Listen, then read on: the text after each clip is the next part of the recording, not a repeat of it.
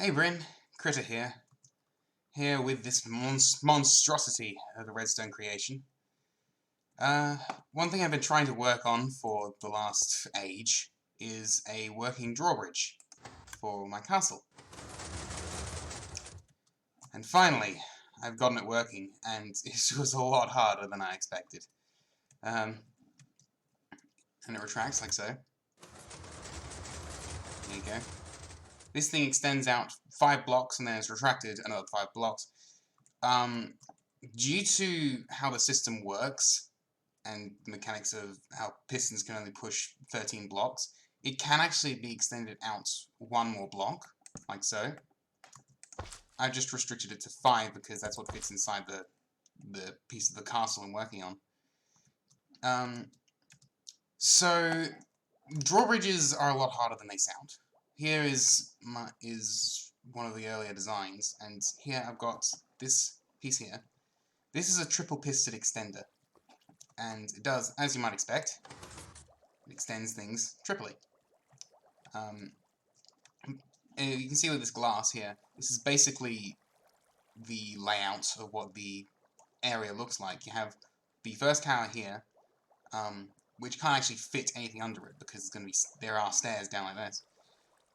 So just put some dark oak logs, like so. But I've put the 5 blocks here, like so that works out. And I figured I can retract it that far, so I was first going to use piston extenders, but that ended up not working as I went through more designs of trying to push it out 5 times. The thing is, piston extenders are big, right? This is a small double piston extender. There you go. But as you might expect, the more pistons you get, the bigger it gets, and the more unwieldy it is. And the fact is, I can't fit a quintuple piston extender, even if it existed, inside the area I'm working with, which is a 5x5. And even here, I wasn't able to fit this in a 5x5. But luckily for me, this area actually just extends out into more castle, right? This part is tower, so there's a wall there, there's a wall there, and there's a wall there. But this is actually an entryway into the rest of the thing, so I don't actually have to worry about this thing being stretched over its bounds. Still annoying, but there's nothing I can do about it. So basically, here's the original basic idea that I was going to go for. Basically, I retract the bridge, which has to be pulled with slime blocks, there's no other way to do it. Then I grab the pieces of the bridge, pull them back, and then I pull them down. But this quickly ended up being impractical, so I decided to move forwards to simply retracting the whole thing underneath the floor. And like I say, with piston extenders, they ended up becoming impractical as well. So I came up with this idea. So basically, these pistons push up. These are double piston extenders, exactly the same design as over there, and they push up these pistons, which push the bridge in turn. They have delays, like so. So they're off from each other by 2 in-game ticks, which allows them to push this without actually interfering with one another and to push the whole thing out. And they have to be done like that. Having them actually push parts attached to this would make things more clunky, and we've seen same things more. It might make the bridge not move at all, so I decided to avoid that. The retraction was a little bit more tricky to get working because it has to be in the reverse of the extension. But once I realized that I can actually mirror the piston extender on the other side, and it'll work exactly the same and not interfere with this one, that means I can do a second delay, and it'll be fine.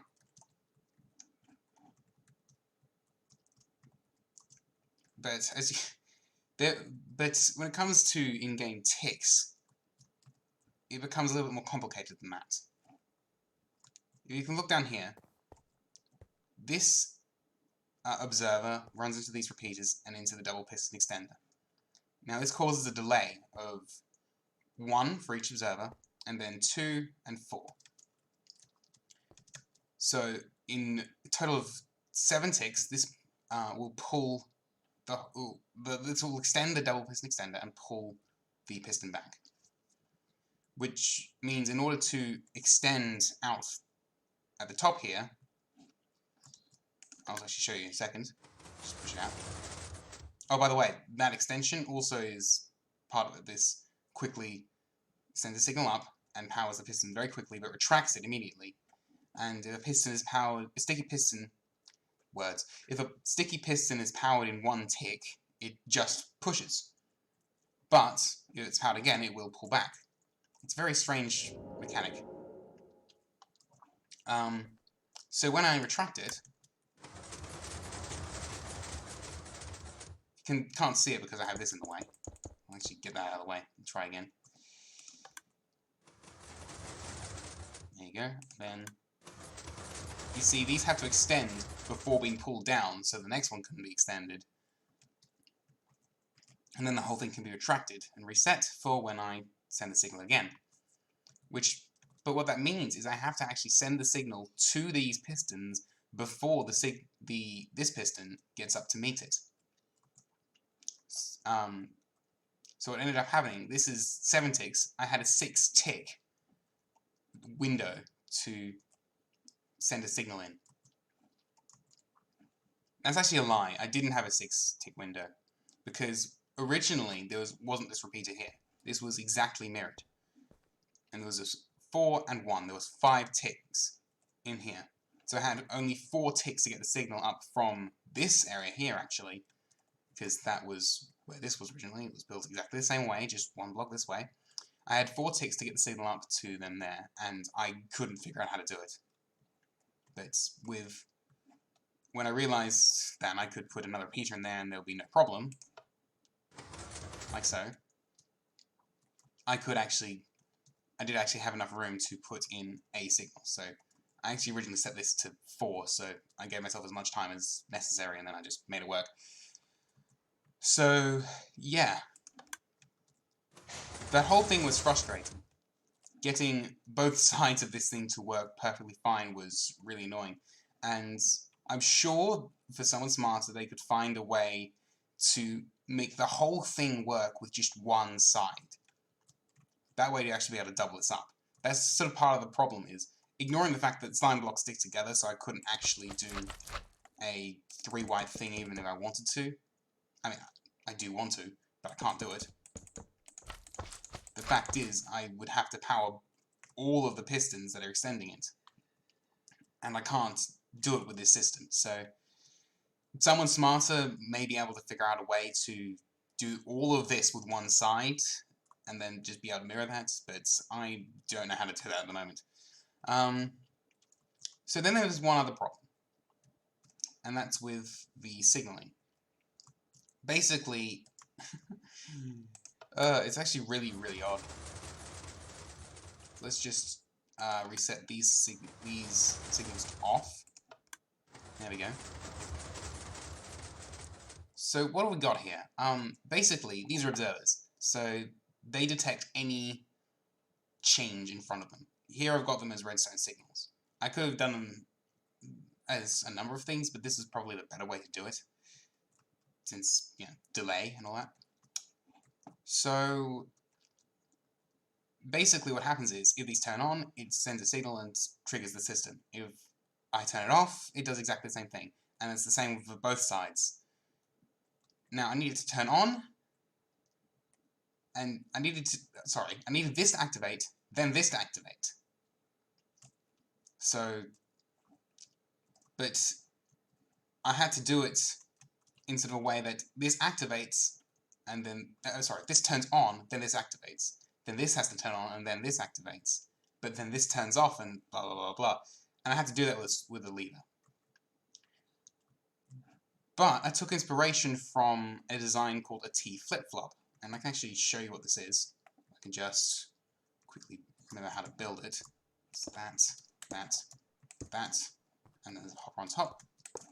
We have a comparator output, like so, into, let's just use sticky piston. And then what this has is, it's not in here.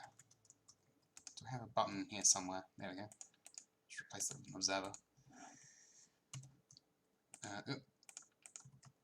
I have lots of cactus in my inventory. That's that's because of a cactus farm I have somewhere over that direction.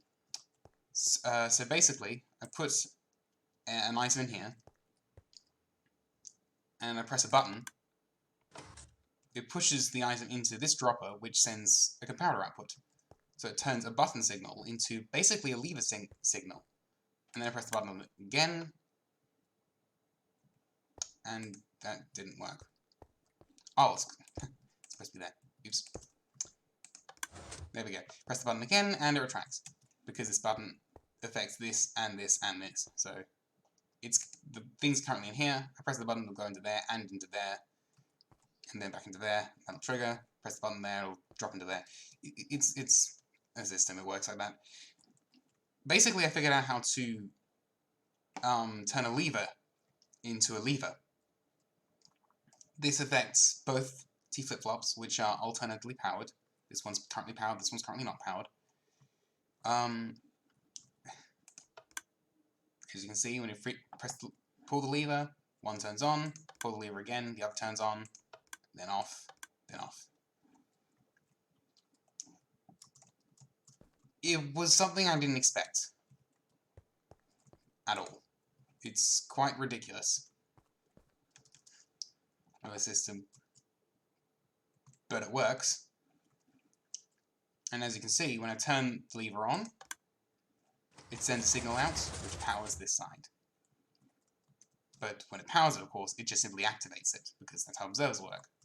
Pull it again, it doesn't affect the other this side here, but it does affect the other side, causing it to activate.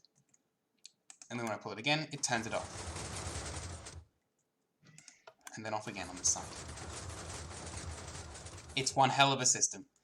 And I can't even believe I've actually managed to make it work. Most of this work I did on this was done yesterday.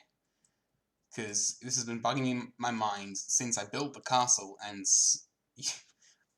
decided to get down and do it when I was facing so many other problems in that world. And yeah, yesterday I figured all these things out. Yeah, these designs were done a couple days ago. But yesterday I figured out these other designs, tiling them, putting them together, setting the signals up, figuring I could mirror it, figuring out the lever-to-lever system, so to speak. Finally figuring out how to connect this up, and that this could be delayed even further, was done this morning. So, yeah. And I can barely believe that I actually managed to make it work. And that one shame is that in the current version, it is just a plank. Basically, whenever you open the drawbridge, you'll be walking the plank.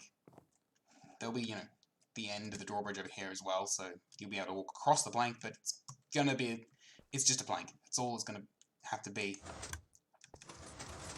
In 1.15, they're introducing this thing called a honey block. And that's similarly to slime blocks, except it sticks to less things, as far as I'm aware. And also, walking on it is a bit weird. My hope is that, A, it doesn't stick to things like stone and stuff like that, and B, that it doesn't stick to slime blocks. Because if it doesn't stick to slime blocks, then a 3-wide drawbridge will be possible. Have a slime block here, honey block, honey block. That would be amazing. But that would still require not just one, but 2 redesigns of the system. Because then all of this work will have to be done from underneath the thing. Straight underneath. Not just on one side, like it can be with a 2-wide bridge, but underneath. That's the only way I'd be able to tile the whole thing. And I don't know if I can do that. Luckily, it's not something I have to worry about, and it's something I really don't want to worry about at this point. I have been racking my mind over this thing for the last week, and been plagued by it over the last few months once I built the castle, so I think I'm well and truly done with this project for now. When 1.15 comes out, I will take another look at it.